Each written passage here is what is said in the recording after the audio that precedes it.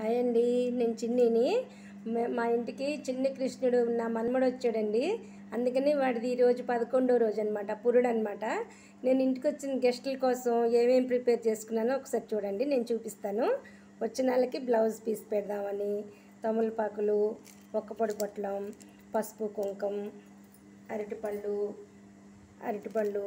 గాజులు ఒక అర డజను.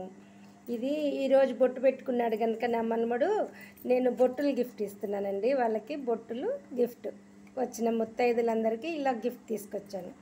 ఇది నేను ప్యాకెట్లో పెట్టేసుకుని నేను వాడి గిఫ్ట్.